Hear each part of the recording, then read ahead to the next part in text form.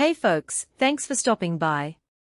I'm going to walk through this desktop and try to strip away the hype so you can decide if it actually belongs in your setup or ends up gathering dust.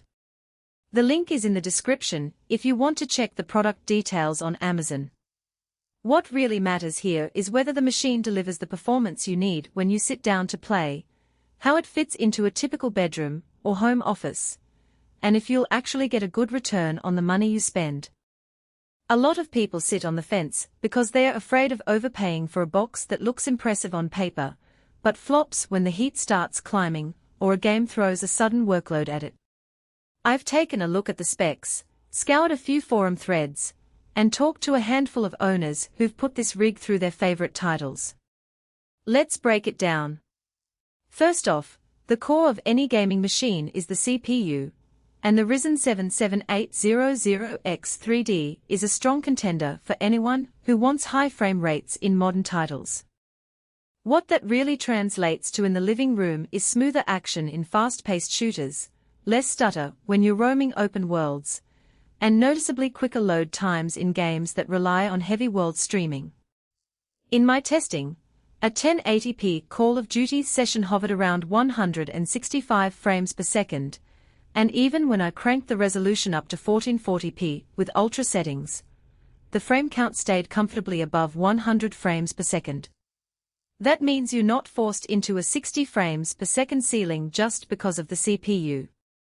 For streamers, that headroom is a real plus because you can capture a clean feed while still keeping the game responsive.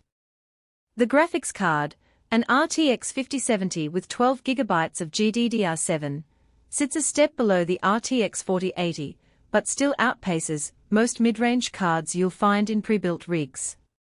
The practical impact shows up when you enable ray tracing, say in Cyberpunk 2077 or Minecraft with RTX on. The RTX 5070 handles those effects without dropping below 60 frames per second at 1080p, and it even manages 4K with medium-high settings if you're willing to toggle a few of the most demanding effects. It also means you'll have enough VRAM for texture-heavy games like Red Dead Redemption 2, which can otherwise cause stuttering on cards with 8GB or less. If you're the type who likes to crank graphics settings to the max and still expect a buttery smooth experience, this GPU will satisfy you while staying under the price tag of the top-tier models. Now let's talk about the 32GB of DDR5 RAM running at 6000 MHz. For the average gamer, 16GB is already plenty, but the extra capacity becomes useful when you multitask. Maybe you have Discord, a music player, and a web browser open while you game. I ran a simultaneous test with a game, a 4-hour video rendering in the background, and a handful of tabs. The system remained responsive, and I didn't see any dips in frame rates. The DDR5 speed also reduces latency when fetching data from the 1TB SSD, which is an NVMe drive that loads titles at a clip. In real terms, you can go from desktop to game in under 10 seconds, and large open-world maps load noticeably faster than on older SATA-based drives. One of the selling points the manufacturer highlights is the liquid cooling solution. In practice, that means the CPU stays cooler during marathon sessions. I monitored temperatures while playing a 2-hour Assassin's Creed marathon, and the chip peaked at around 68°C, well below the thermal throttling threshold. The fans were barely audible, which is a bonus if you have a room where you stream or record. The downside here is the added complexity.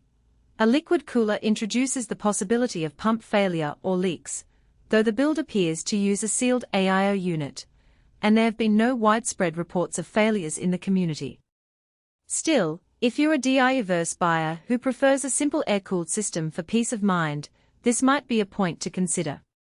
From a practical standpoint, the case is a sleek white chassis with tempered glass on the front. It looks good on a desk, but the size is on the larger side, roughly a mid-tower with a 350mm width. If you have a compact desk or a tight living room layout, you'll need to make sure you have enough clearance for both the machine and the ventilation. The front panel does have a few USB-C and USB-A ports, which is convenient for plugging in a headset or external drive without reaching behind the unit. However, there's no dedicated headphone jack, so you'll need to use a USB audio solution or the rear port if you prefer analog headphones. Who should grab this desktop? If you're a serious gamer who wants high frame rates at 1080p or 1440p, enjoys ray-traced visuals, and might also dabble in content creation like recording gameplay or doing occasional video edits, the combination of a strong CPU, ample IM, and a capable GPU makes sense. It also works well for people who want a ready-to-go Windows 11 setup without the hassle of assembling components. Another group that benefits is families with multiple users. The 32 GB of